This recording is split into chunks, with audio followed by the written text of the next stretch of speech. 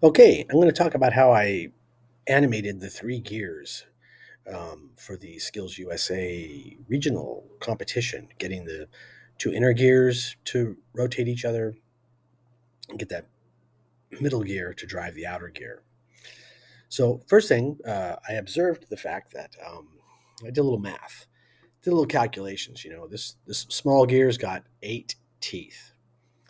The medium gear has got 8 teeth.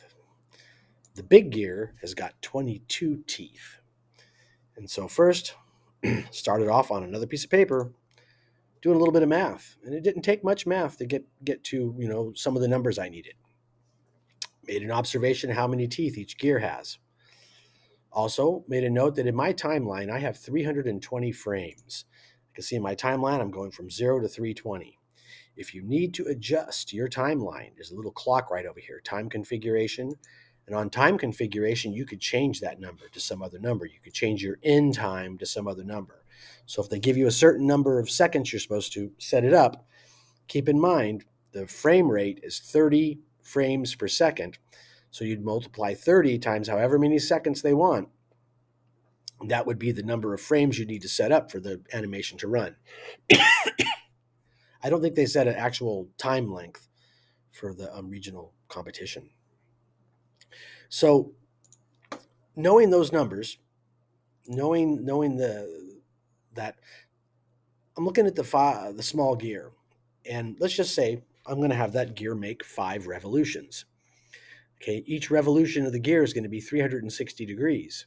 So 5 revolutions would be 5 times 360, which is 1,800 degrees.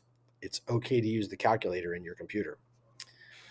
Then I also calculated the fact that while the small gear is driving the medium gear, that medium gear, it's going to have 40 teeth that are going to interact with the outer gear.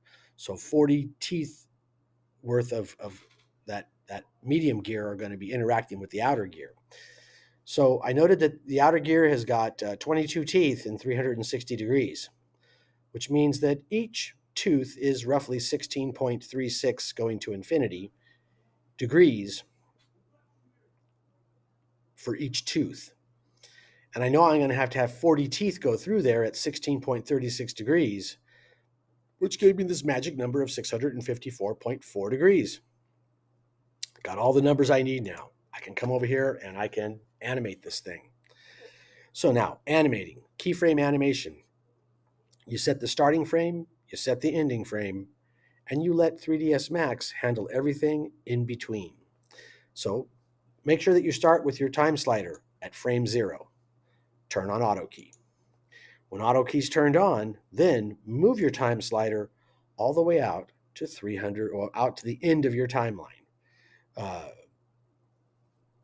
then I'm going to select that small gear in the middle, and I'm going to turn on my rotate tool. And because 1,800 is a nice, pretty number, I'm going to turn on angle snaps.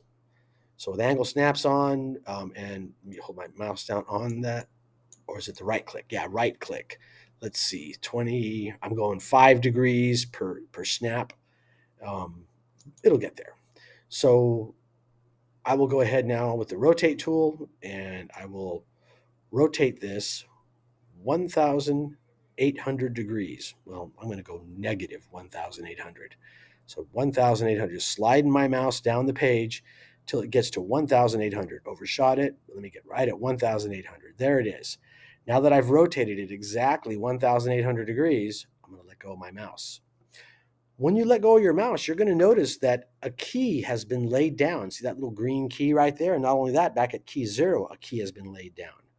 I can turn off auto key, run that slider back, and I could see my first gear hitting the play button. And there's my first gear going. It's got my first gear done. It's rotating clockwise. All right. So put the time slider back at frame 1, turn on auto key, move all the way out to the last frame, and now I'm going to select this middle gear. This is the one that's going to go counterclockwise. So I will find a spot right down here, and I will start rotating it up, up, up till I can hit 1,800 degrees. And there's There we go. 1,800. There we go. See the 1,800?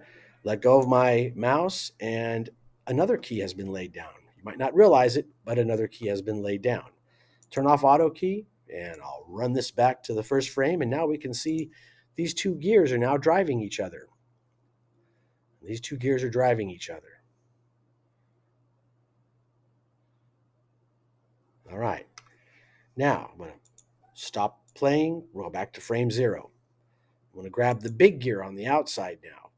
Let's see. If the middle gear is turning counterclockwise, as it's turning counterclockwise,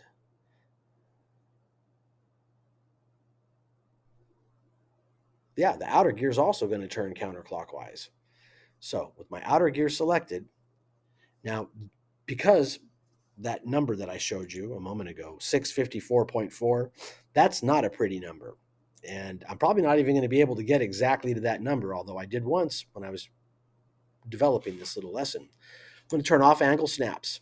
Turn off angle snaps because I want to be able to go down to the decimal level now. And I will start running this up. I want to go it to 654.4. 654.4. Moving my mouse up, getting close, getting close. Now, here's where you kind of got to wiggle around. There's 654. What's the closest I can get? 654.29.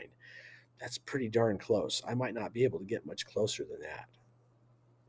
Just trying to move my mouse just a little bit. Nope, 655.59, 654.98. Yeah, good enough. I'll go 654.54. It's a little more, but if we're talking about hundredths of a revolution, let go of that. Now, Booth, you played yourself like a violin. Control Z. What did I forget to do? Turn on auto key. Move the time slider all the way to the end. Then, now I'll get this. Rotate myself counterclockwise, 654.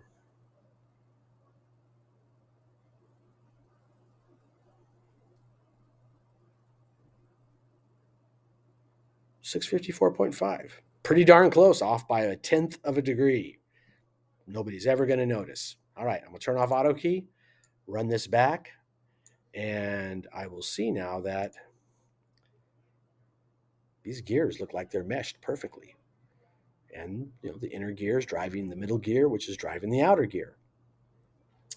Now, there's one other thing I want to talk about here besides animating this. And granted, you could get by with this, but there's something called the curve editor, and it's this thing right here. You'll see it's the this little squiggly line. Mouse over it says curve editor. So I want to select. Let me see if I can do this. Pull this off. Hadn't thought about this earlier, but I've selected that gear, and if I slide this down, and let's see, can I see the whole thing?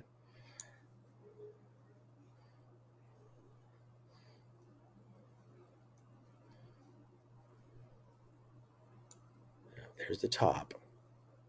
So this is the key at the top. If I click on this handle right here, I get these handles right here. And one thing I want to change the nature of this. I'm just going to maximize this whole window. I want to change the nature of this tangent right here. I want to make it a linear tangent. Right now, it's got a curve to it here. So I'm selecting that point, and I'm going to set the tangent to linear. I'm also going to do the same thing down at the bottom. I'm going to click on that point right there and set the tangent to linear. And then I'm going to minimize this for a moment, switch to this gear, bring that back up. Now you'll notice we've got a new. This is the animation for the middle gear. So again, I'll select that tangent right there, set it to linear, come down here, select this tangent, set it also to linear. Then I'll go back to the outer gear now. And with the outer gear, minimize this. I'm still on, so that's the outer gear.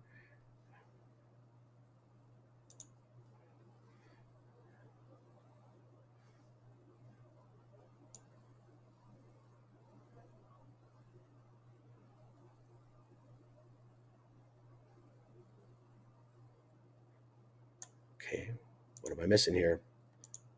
This gear? Was I on the wrong gear? Let's check this. Huh. Looks like they've all been set to linear. Somehow, did I get them all set to linear?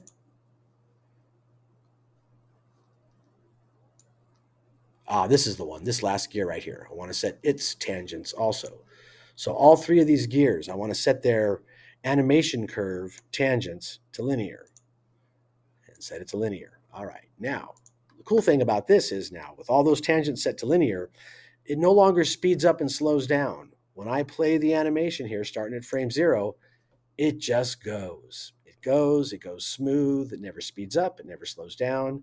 It's just a nice, steady roll right there. And then picks it up again. There it goes again. So that's my quick and dirty on keyframe animation. You turn on keyframe, you turn on auto key, set your start frame, or rather have your position set up for starting. Move to the point in time where you want something to happen, and then make that change. It will take care of all the frames in between. Hope this helps you, and good luck. Let's find the right window here.